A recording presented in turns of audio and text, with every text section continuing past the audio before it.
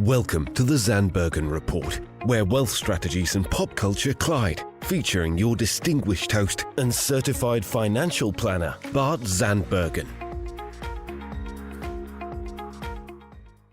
Welcome to our show of Dream Chasers and Wealth Makers. We are thrilled to be back in the studio today with a new episode of the Zandbergen Report.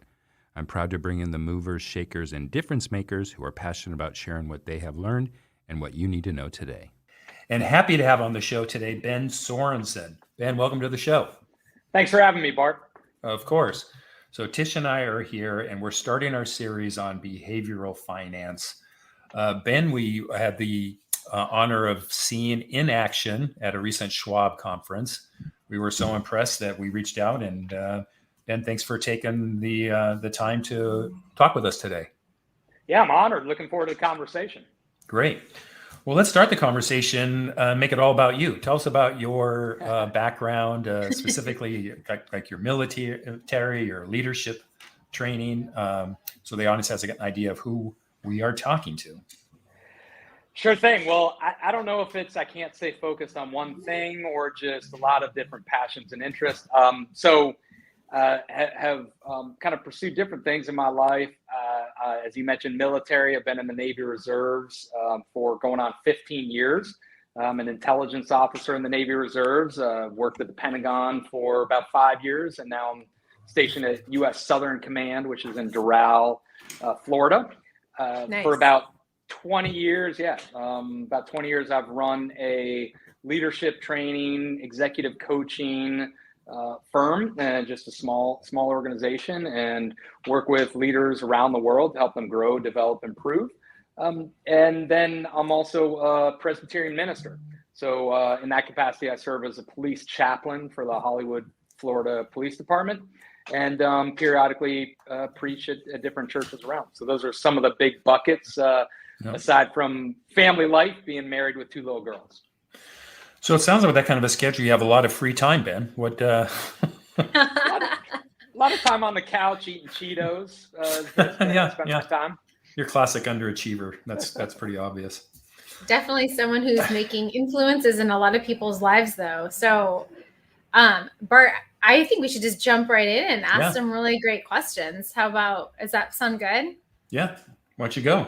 Okay. So something that Bart and I talked about when we were just really drawn into your conversation is, I think some of the basics, like how do we make decisions? And with the current market that we're in right now, people are making a lot of decisions, not necessarily for the let's say fundamental right reasons. And so our whole goal is to kind of peel the onion back and ask a really basic question on, in society, how do we make decisions? What's your take on that? It's a great question. And I think it's so important in my experience, working with executives, working with financial advisors, but also on the military side and the police side, cognitively, what happens when we make decisions, how we make decisions really matters. So I think it's important for all of us to understand kind of that cognitive process. So there's basically 2 parts of your brain that implement and impact decision making: the limbic system and the neocortex. The limbic system is more kind of our reactive, oftentimes called caveman or cavewoman brain. A lot of our instincts, emotions are housed in the limbic system. Alternatively, the neocortex, it's part of the frontal lobe. It's more rational, logical part of our brain. A lot of our long-term decision-making happens there. A lot of our kind of risk analysis happens there. Limbic and neocortex, 2 parts of brain, but the limbic is much more kind of from a evolutionary standpoint, it's much more favored. So it's bigger, it has more gray matter, it gets information first before the neocortex. So as a result, we are all wired limbically. As a result of that, we can have some significant downside when we're making strategic financial decisions, when we're thinking about our career, and even when we're having discussions with a significant other. By leveraging the limbic or being kind of empowered by the limbic, oftentimes we're going to make more short-sighted decisions. We're going to be more reactive, instinctual, because it's more hardwired towards survival. So one of the things I really work on with leaders in the military and otherwise is how we can maximize our neocortex thinking. So what's one example on how we can utilize that. Yeah. So one of the big pieces is understanding for one, our creativity is significantly reduced in the limbic. So one of the main reasons we want to operate more in the neocortex. So how can we do that? One of the important pieces is understanding what's called self-talk, or how we're kind of interpreting information and events in our lives. And one, I created kind of just a simple acronym, Tish, for me, to help me remember, and hopefully others. It's AAA around self-talk, 3 A's. So first A is aware. Be aware of what you're saying to yourself. Be aware of how you're responding cognitively, whether it's limbic or neocortex, in what's going on, what just happened. Second A is assess what you're saying to yourself. And the third A is adjust. You want to be able to adjust and tweak your self-talk so that you operate more in the neocortex. I love that. And we talked kind of in prep for this, Ben, and you made an example of exercising, one part of the brain. All three of us on this call are very active and gym stuff, and that's exercising our body and physical fitness. So give some examples of maybe exercising. Now that would be the just so I'm clear, is that exercising the neocortex? Exactly, Bart. Okay. Exactly. That's where the research basically shows the part of your brain you spend more time in grows, and the synaptic connection grows and so forth. So if you have one part of the brain you want to spend more time in, I would encourage it, make it the neocortex. Which part of the brain do we feed more, as it were, from an exercise standpoint? So how can we do that? It's by one, the self-talk piece is very helpful. Another tool that's really helpful is breath work. A lot of practices, whether it's meditation, whether it's yoga, whether it's exercising, really value breath work. And breath work basically helps us move into and stay in the neocortex. If you ever watch like a WNBA game, WNBA player is fouled when she goes up for a shot or layup. She goes to the free throw line. What's one of the first things she's going to do? She's going to take a deep breath.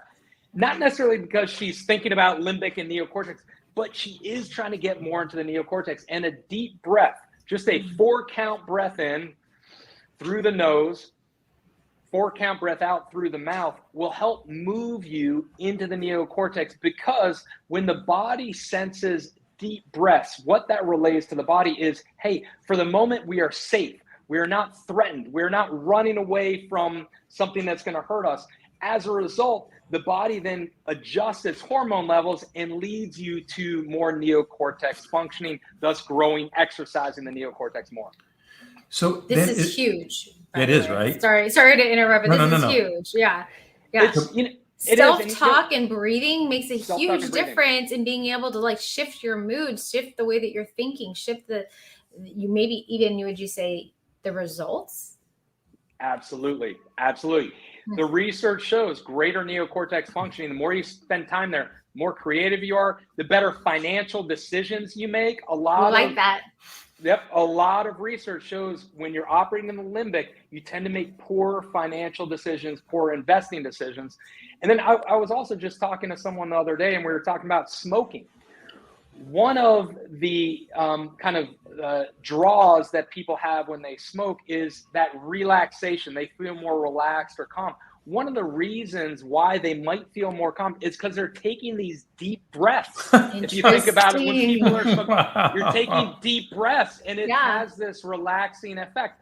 So what I would encourage folks to do is that deep breath, that relaxation to some degree can really be achieved without the cigarette. And that's an opportunity for us all, especially people who might smoke. Hey, Bart, thinking of that before you ask next question, I think it would be such a great challenge for our next set of client meetings to ask everyone to start by just breathing first and seeing if we have a different meeting. People are kind of just calming everyone, and then we start there. I don't know. You can call it the Tish challenge. I thought for sure where you were going was you were going to ask me to start cigarette smoking. No way. No.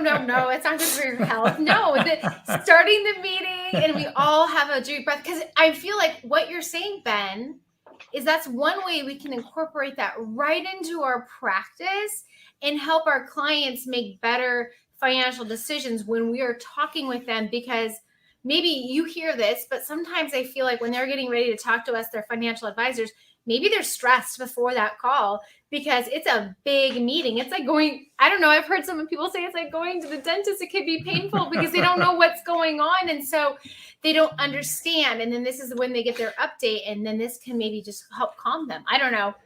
What do you guys I love think? it, Tish. Here's what the research shows. If you attach a heart rate monitor to a client, they leave their house, they go to meet their financial advisor, financial professional, they meet, and then they go home. When is their heart rate the highest, the most elevated? Right It's before? highest just as Prior. they're about to meet their financial advisor, Yeah. just as they're about to shake their hand. Because there's a concern, there's a fear, there might be bad news, this might be difficult to kind of stomach and so forth. So anything you can do as a financial professional to lower that heart rate is huge. So your point, Tish, is spot on. The other piece that's important to remember is, you know, when we hear about music or songs that say things like 2 hearts beat as one, it's actually true. So people tend to sync their heart rate with that person they're spending time with, talking with, and so forth. If a financial professional has an elevated heart rate, it's likely the client will sense that and equally have a slightly elevated heart rate out of fear and concern. Should I be worried about something and so forth? So if the financial professional has a little bit more of a lower resting heart rate in the moment, seems to be less anxious, then basically unconsciously the client will say to themselves, hey, I don't have as much to be worried about, and thus a lower heart rate. That's a great tip. I love that. Thanks, Ben. I do want to get and tie it more into investors and the emotional curve that they go through. But before we get there, just so I understand, the limbic and the neocortex. So you're saying, Ben, it's not a voluntary choice one makes. Like I'm operating out of this side, and I'm operating out of that side. I'm repeating what I've digested.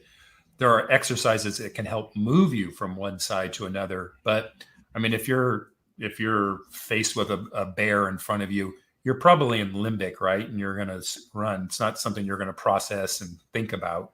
Am I on track? You're nailing it, Bart. Exactly right. We all tend to have cognitive habits, how we respond to different situations. Okay. And many of them are evolutionary based. To your point, a bear, we're going to react limbically, which is positive and good. We don't want to react neocortex wise when we see a bear and think to ourselves, oh, interesting, it's running towards me. I wonder how fast it's going. I'm gone. Not that helpful. Okay. But also we have biases cognitively towards other things. For example, someone may have had a bad experience with someone named Ben in their life. Okay, whatever it might be. So they see Ben's name pop up, or they meet someone named Ben. They might initially have a limbic reaction towards, I don't like this person, brings up bad memories of someone who was a Ben that I dealt with in the past. So we all have these biases, and it's important for us to be aware where that might trigger us. So we're going to probably react limbically towards that person with a Ben. But that's where the self-talk, the AAA, is really important to say, okay, I choose not to stay in the limbic when I'm thinking about Ben or when I'm thinking about making a financial decision. I'm going to move myself into the neocortex to be more evaluative. Yeah. Love that. So, over the years, one thing that I've picked up both from experience and from, research going down this path is the average investor, almost all investors, the amount of emotional exuberance from gain pales to the amount of pain they feel from losses. Yeah. You show a client a 10% loss, it hurts. You show them a 10%, let's use 20, a 20% gain. Clients, for the most part, are like, hey, that's pretty great. This is a good year. You show a 20% loss, that's a whole different story. So, not that this is what the show about, but we've kind of designed our allocation about, hey, we're defensive, right? We're going to make gains when we can make gains, but we're really about not losing. But how can we tie that into in general compliance in general?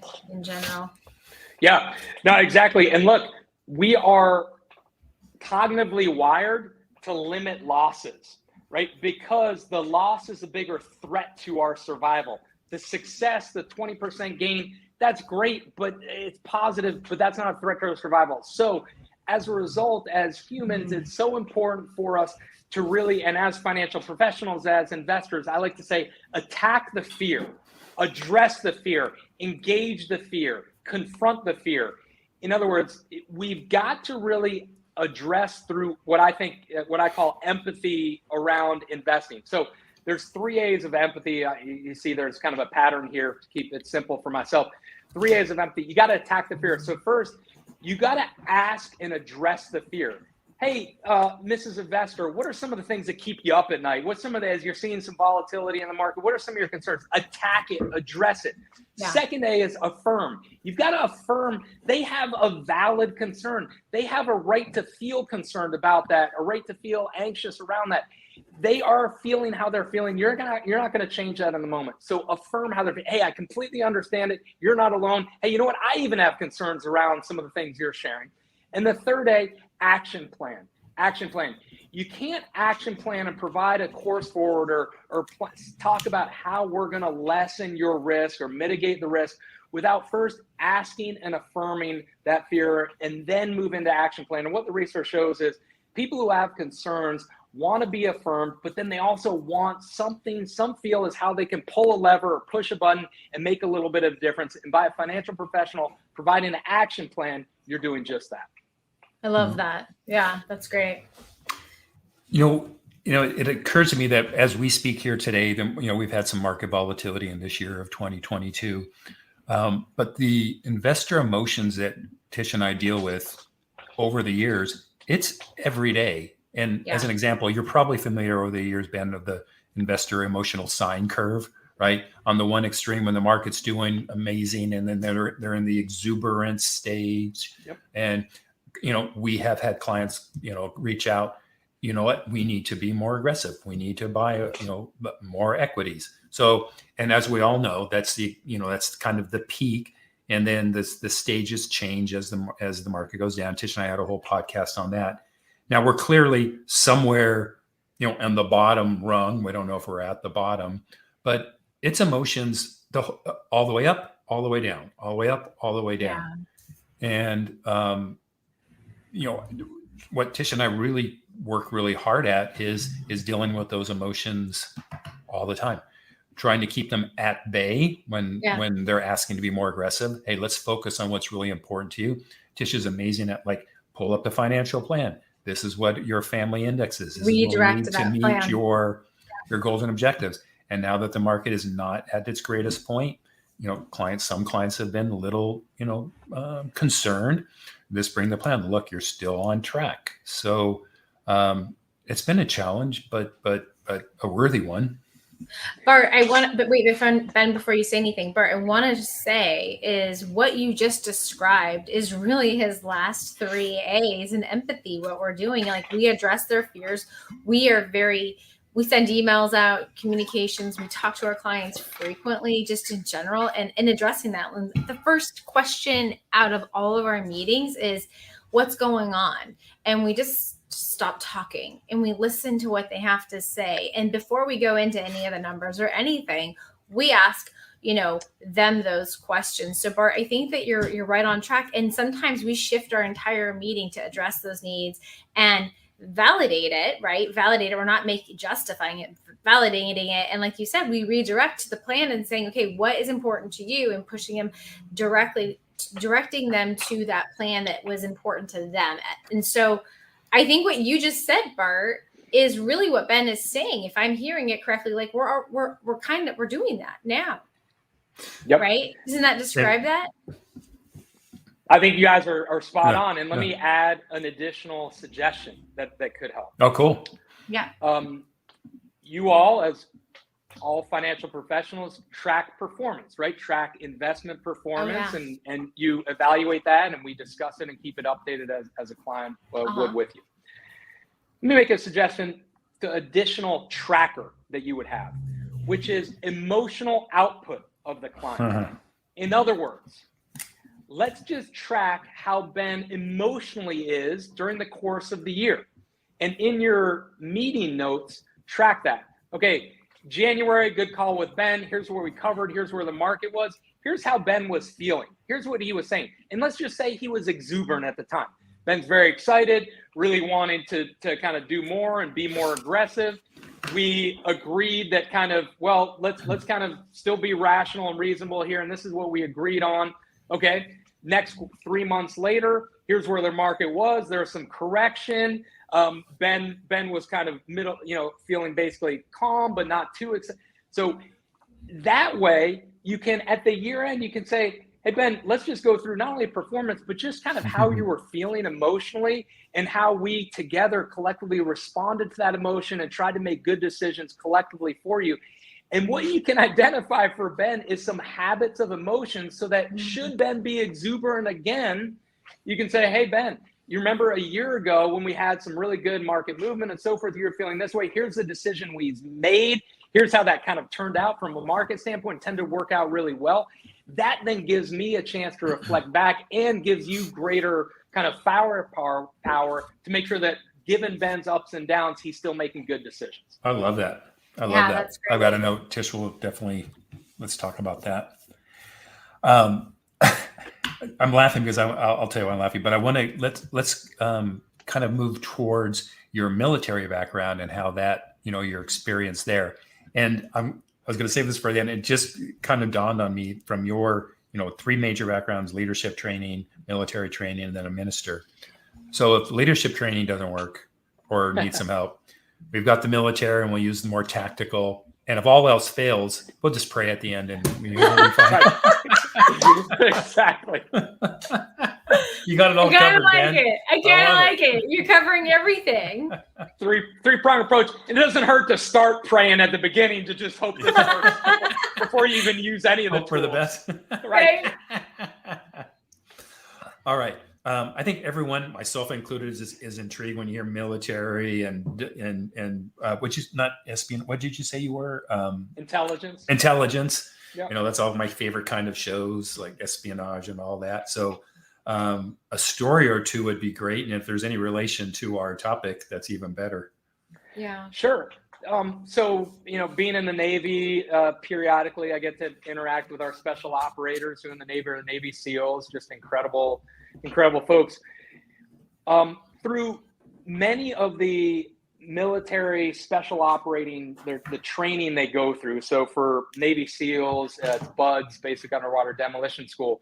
One of the things that all of these trainings are looking to do is to basically weed out people who get stuck in their limbic and cannot shift into the neocortex. Oh, interesting.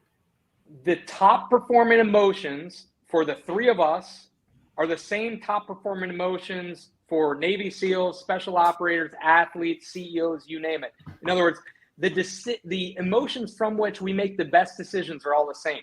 You actually do not want a Navy SEAL downrange in the middle of a firefight or some very difficult operation feeling angry, limbic emotion, trying to get even with someone. You want them in a steady state. You actually want them feeling some degree of happiness, confidence, gratitude. Those are the top performing emotions: happiness, confidence, gratitude. So you want someone, when things go wrong, they don't all of a sudden get incredibly angry, distraught, reactive, but they have a steady state. The same is true for you and me in personal relationships, in making financial decisions. The steady state of general happiness, some degree of gratitude for who you are, what you're doing, and some degree of confidence is what leads to the greatest performance. So the more we can try to, through self-talk, through AAA of empathy, through AAA of self-talk and through 4x4x4 breath work, operate in those emotions, the better performing we'll be. Okay, Ben, I'm going to stop you because what you just said was a golden nugget that anyone can benefit from hearing. So would you mind just saying that again and just a little bit slower, and so that way we all hear this amazing tip? Sure. In terms of the emotional states, Tish, is that what was? Yeah. Well, the last part of being able to make a better decision making and what state of mind you need to be, and what are the 3 things you need to be able to, what are the things, basically, how do you get yourself into that state of mind? You are basically giving us that tip, is what I heard. Yeah. So you ultimately want to be in an emotional state of mind, which has some degree of happiness, or some degree of gratitude, some degree of confidence. How you get there is by doing the things we've been talking about: 4x4x4, AAA of self-talk, AAA of empathy. And let me just add a couple others that lead to those emotional states and really help operating all within the neocortex. Exercise. You don't have to train for a marathon or, hike mountains like Bart does. Walking, or tries to do, but has done it well. Walking 20 minutes 3 times a week. 20 minutes 3 times a week. Have a walking meeting with your staff member or your client or your loved one. Okay, walking meetings. This has a significant neocortex functioning. You make better decisions. Another piece, eating and diet. I'm not going to even talk about the physical benefits. I'm just going to talk about the cognitive benefits. Having healthy diets, eating the foods we all know are the right foods to eat, leads to greater neocortex functioning. And the last piece I'll share in terms of operating more in the neocortex is be aware of the triggers that bring you into the limbic. For example, waiting in lines is not a good experience for me. I tend to start getting limbic and anxious and want to get moved forward, and I'm never very go to impatient. Disneyland. Yeah, exactly. I gotta do a lot of deep breathing when I go to Disney. So that's a trigger for Great me. tip. For someone else, it might be getting hangry, right? Can be a limbic trigger, right? So be aware the snacks and so forth. So all those pieces keep us more in the neocortex. Hey, because I am a student of health and fitness. I'm going to take a guess on the food that would be the biggest trigger negatively. Is it sugar? Exactly. Okay. Exactly. Sugar is this, spike in blood sugar, and all the research shows you want to really try to lessen the sugar spikes in your blood. And so those, and Bart, correct me if I'm wrong, but what is it? Is it low glycemic foods, right? Yes. Low glycemic foods is what you want. Keep that blood sugar lower from up and down, because when you have these spikes, it has a more deleterious impact on your overall health. So low glycemic is things like those complex carbs, those rice, those grains, quinoa, and stuff like that. Sweet potatoes, Sweet potato. And I don't know your age, so I don't know if this is even possible. Did you ever run into David Goggins in your training? So know the name, but no, never don't know him. Okay. Can I ask something totally off the certain topic, but we talked about in our pre-call, and I really want to just ask. Sure. Okay. What do I need to do? What's the tip that I need to do that I can encourage and tell my husband to like to do the dishes? You held on to that? That's your thing you held on to? Yes. I've been waiting. I don't mind doing the dishes, but just say. Yes, exactly. So you talk to my wife. Obviously, she's successfully trained me to some degree to do the dishes. So one of the big things is feedback. We've got to do, as a human species, as coworkers, as significant others, we've got to do a better job of giving each other feedback, especially, and I'll just harp on for the moment, positive feedback. Tell that person specifically when they do something right, like that one time they do the dishes, what the positive impact that is. So, hey, significant other, really appreciate you doing the dishes tonight. By doing that, it allowed me to relax at the end of the day, tough day, put my feet up for a moment, kind of be present with you when you were done, and wrap it up a couple of other things. Be very specific about what people around you do well. They're more likely to do it again. I always come back to, we have a little rescue dog named Ginger. I'm trying to train her. When I say Ginger down and she lies down, what do? I give her a treat. She's more likely to do it again, and it builds the working trust between individuals. Do the same with our significant others, our team members. Catch them doing things right. Yes, we need to catch them doing things wrong and give them corrective feedback. Additionally, we need to catch them doing things right and affirm the positive more often. Are you talking about your dog or your spouse on that? No, we talked about what cognitive decisions, how we can help encourage making better decisions. And he used the dog as an example. And he used my husband. That's right. I was actually going to say, are you actually saying that you can point out to your spouse, like, hey, like something that needs to be corrected? At your own risk. At your own risk. Okay, that makes more sense. Okay, that makes more sense. Tread lightly there, Bart. Tread lightly. At your own risk. But here, I'll say this, though, and I'll say absolutely, right? In relationships, we should always be giving feedback back and forth. And here's what I'd say around that is, The opportunity to give each other feedback is one of the greatest gifts you can give each other. For people that we really care about, I call it spinach in the teeth scenario. If you've got spinach in the teeth, right, you want someone to tell you, hey, you've got spinach in the teeth. Like, let me give you a little heads up. It's one of the greatest gifts you can give that person so they don't feel embarrassed at that cocktail reception or whatever it might be. The same is true for our significant others, for our coworkers, for clients we care about. The best thing we can do is give them the metaphorical spinach in the teeth feedback. Hey, here's something I think could really help you. Oh my gosh. I'm going to use that one. Tish, you're going to hear that one from me a lot. I heard it. You're setting up psychological warfare right now, Ben. You have no idea. So Ben, in the next few days, I'm going to say, hey, Tish, let's go for a walk. We're going to have a meeting. And by the way, you got a little spinach in your teeth, and let me put. And then I'm going to compliment on how he's doing so well walking with his knee after his surgery. You see how this is going to go? You're creating a feedback-rich culture there. I love it. Yeah. But another way to think about this feedback-rich culture, take your favorite NFL team. An NFL team dresses out 46 players on game day. 46 players wear the jersey. How many coaches does the average NFL team have? How many coaches? No, at least 20 to 23. Yeah. No, 20 coaches. Why so many coaches? Why do they spend millions of dollars for nutritionists, psychologists, line coach, quarterback coach, offensive coordinator, defense? Why? Because the best organizations invest in coaching. So who are you getting coaching from? How are you investing in coaching? Our peers, our financial advisors have amazing insights into us. So you have the role of a coach. You are a coach. You can give the gift of coaching to so many people. We're financial coaches. Yes, you're a coach. So give that gift.